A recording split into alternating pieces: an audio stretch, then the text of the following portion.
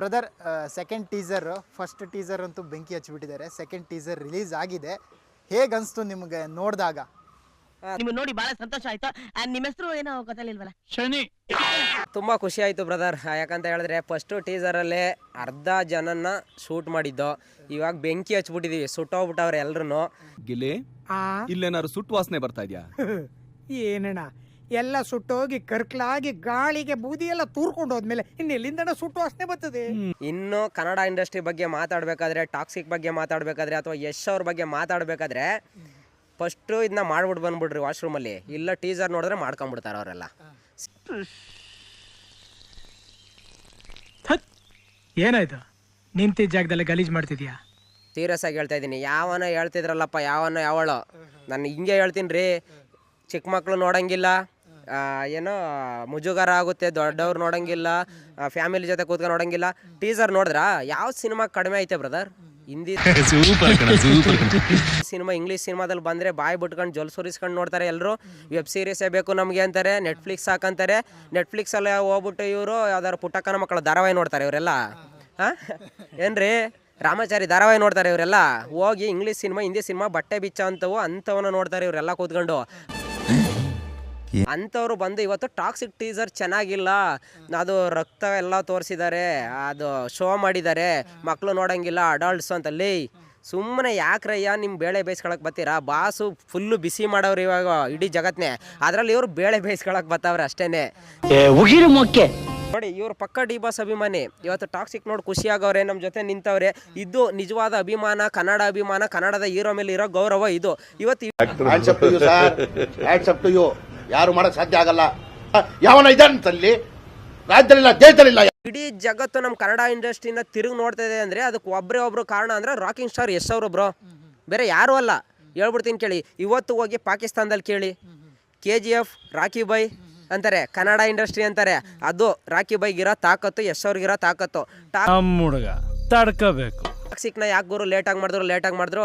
ಹೌದು ಬ್ರೋ, ಯಾವುದೋ ಒಂದು ಮೂವಿ ಮಾಡಬೇಕು ಅಂದಿದ್ರೆ ನಮ್ಮ ಬಾಸು ಅಭಿಮಾನಿಗಳು ತೋರಿಸ್ಬೇಕು ಅಂದಿದ್ರೆ ವರ್ಷಕ್ಕೆ 3 ಮೂವಿ ಮಾಡ್ತಾರೆ. ಆದ್ರೆ ನಮ್ಮ ಬಾಸ್ ಹಂಗಲ್ಲ, ಅವ್ರು ಅನ್ಕೊಂಡ್ರಂಗೆ ಮಾಡಬೇಕು. ಗೊತ್ತಾ ನಮ್ಮ ಬೈ ಬಗ್ಗೆ? You don't see Discovery channel, ರಾಜ ಹುಲಿ ಬೇಟೆ ಆಗ್ಬಿಡ್ತದೆ. ಅಭಿಮಾನಿಗಳಿಗೆ ಏನ್ ಬೇಕು ಅದೇ ಮಾಡಬೇಕು. ಅಭಿಮಾನಿಗಳು ಮನ್ಸಿಗೆ ಗೆಲ್ಲೋದು ಹಠ ಅವ್ರದ್ದು. ಅವ್ರು ಏನು ಬೇಕಾದ್ರೂ ಬಿಡ್ಲಿ, ಡೈಲಾಗ್ ಆಯ್ತಲ್ಲ, ಹಠ ಮಾತ್ರ ಬಿಡಲ್ಲ ಬ್ರೋ. ಯುದ್ಧನೇ ಬೇರೆ ಈ ಸಲ. ಯಾರು ಅಡ್ಡ ಬರ್ತೀರಾ ಬರ್ರಿ, ಮಾರ್ಚ್ 19ಕ್ಕೆ ಬಂದೇ ಬರ್ತೀವಿ. ಲಾಸ್ಟಲ್ಲಿ ಆ ಮರ ಕೊಯ್ಯೋ ಮಿಷಿನಲ್ಲಿ ಕೊಯ್ತಾರಲ್ಲ, ಹಂಗೆ ಕುಯ್ದು ಬಿಡ್ತಾರೆ. ನಿಜ ಅದೆಲ್ಲ ಹೇಳ್ಕೋಬಾರ್ದು. ನಮ್ಮ ತಾಯಿ ಹೇಳೋರು ಈ ಕೈಯಲ್ಲಿ ಮಾಡಿದ್ದು ಈ ಕೈ ಗೊತ್ತಾಗಬಾರ್ದು. ನಿಜವಾಗ್ಲೂ ಹೇಳ್ತೀನಿ, ಕೇಳಿಸ್ಕೊಳ್ಳಿ. ಟೀಸರ್ ನೋಡಿದಾಗ ಕೆಲವೊಂದು ಗೆಟಪ್ ಬಂದಿದೆ, ಕ್ಲೀನ್ ಶೇವ್ ಗೆಟಪ್ ಇದೆ, ಗಡ್ಡ ಇರೋದು ಅಥವಾ ಗೆಟಪ್ ಇದೆ. ಇದೆಲ್ಲ ನೋಡ್ತಾ ಇದ್ದಾಗ ಯಶ್ ಅವರು ಎಷ್ಟು ರೋಲನ್ನು ಪ್ಲೇ ಮಾಡ್ತಿದ್ದಾರೆ ಅಂತ ಅನಿಸುತ್ತೆ. ಯಾಕಂದರೆ ನೋಡಿದಾಗ ಒಂದು ಸ್ವಲ್ಪ ಕ್ಯೂರಿಯಾಸಿಟಿ ಹುಟ್ಟಿಸುತ್ತೆ ಆ ಪಾತ್ರಗಳನ್ನೆಲ್ಲ. ಅಳ್ಬಾರ್ದು, ಮಕ್ಕಳು ಅಳ್ಬಾರ್ದು.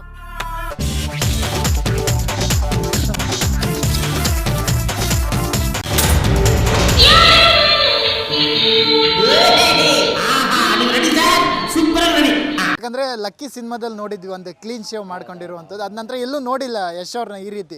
ಬಟ್ ಈ ಸಿನಿಮಾದಲ್ಲಿ ಒಂಥರ ಡಿಫ್ರೆಂಟಾಗಿ ಕಾಣಿಸ್ಕೊಳ್ತಿದ್ದಾರೆ. ಹೌದು ಬ್ರೋ, ನಮಗೆ ಟೀಸರು ಈ ಎರಡು ಇಂಟ್ರೊಡಕ್ಷನ್, ಇಂಟ್ರೊಡಕ್ಷನ್ ಮತ್ತು ಟೀಸರ್ ಎರಡನ್ನೂ ನೋಡಿದಾಗ ಅಲ್ಲಿ ಡಬಲ್ ಕ್ಯಾರೆಕ್ಟರ್ ಅನಿಸಿತ್ತು. ನೆನ್ನೆ ನೋಡಿದಾಗ 3 ಕ್ಯಾರೆಕ್ಟರ್ ಅನಿಸುತ್ತೆ. ಯಾಕಂದರೆ ಒಂದು ಗಡ್ಡ ಬಿಟ್ಟಿರೋದು, ಕೂದಲು ಬಿಟ್ಟಿರೋದು, ಇನ್ನೊಂದು ಟ್ಯಾಟು ಹಾಕ್ಸಿರೋದು, ಇನ್ನೊಂದು ಕ್ಲೀನ್ ಶೇವ್. ಬಟ್ ನುಂಗ್ಬಿಡ್ತಾವೆ ಬಸ್ಸಲ್ಲಿ, ಕಿಟಕಿ ಪಕ್ಕದಲ್ಲಿ ಸೀಟ್ ಇಟ್ಕೊಂಡ್ಬಿಟ್ಟು ಗೋರ್ ಅಂತ ಗೊರ್ಕೆ ಹೊಡಿತಾವೆ. ಈ ಗೋಡಿಯನ್ನು ಹೆಂಗ್ ಹೊಡಿತದೆ? ತಲೆ ಗುಳ ಬಿಟ್ಬಿಟ್ಟಿದ್ದೀರಲ್ಲ, ಏನೂ ಅರ್ಥ ಆಯ್ತಲ್ಲ.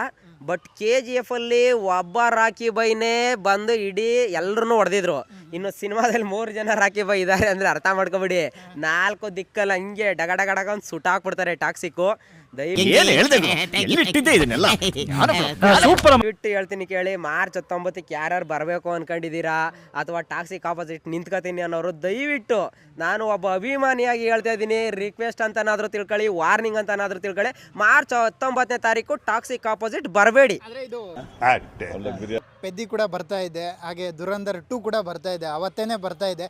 ಬಟ್ ಈ 3 ಒಟ್ಟಿಗೆ ಸೇರಿದಾಗ ಬಾಕ್ಸ್ ಆಫೀಸ್ನಲ್ಲಿ ದೊಡ್ಡ ಕದನನೇ ನಡೆಯುವಂಥ ಸಾಧ್ಯತೆ ಜಾಸ್ತಿ ಇರುತ್ತೆ ಅವಾಗ. ಬ್ರೋ, ಒಂದು ಎಲೆಕ್ಷನ್ ಅಂದಮೇಲೆ ಎದುರಾಳಿ ಇರಲೇಬೇಕು, ಆವಾಗಲೇ ಮಜಾ ಜಾಸ್ತಿ. ನಮ್ಮ ಬಾಸು ಸುಮ್ಮನೆ ಒಂದೇ ಕುದುರೆ ಓಡ್ಬಿಟ್ಟು ನಾನೇ ವಿನ್ನರ್ ಅಂತ ಹೇಳಲ್ಲ. ತಾಕತ್ತಿರೋನು ನಿಂತ್ಕೊಳ್ಳಿ ಬಿಡ್ರಿ. ಮಾರ್ಚ್ 19ಕ್ಕೆ ಗೊತ್ತಾಗುತ್ತಲ್ಲ ರಿಸಲ್ಟು. ಅಕ್ಕಪಕ್ಕದಲ್ಲಿ 2 ಕುದುರೆ ಓಡ್ತಿದ್ರೇನೆ ಕುದುರೆ ಮೇಲೆ ಕೂತವನ್ನ ಜಾಕಿ ಅನ್ನೋದು, ಇಲ್ಲ ಅಂದ್ರೆ ಜಟ್ಗ ಓಡಿಸೋನು ಅಂತ. ದುರಂಧರ್ ಮೇಲೆ ನನಗೂ ಗೌರವ ಇದೆ, ದೇಶ ಪ್ರೇಮ ಇದೆ, ಭಕ್ತಿ ಇದೆ. ಬಟ್ 19ಕ್ಕೆ ಆಪೋಸಿಟ್ ಬರಬೇಡಿ ಟಾಕ್ಸಿಕ್ಗೆ.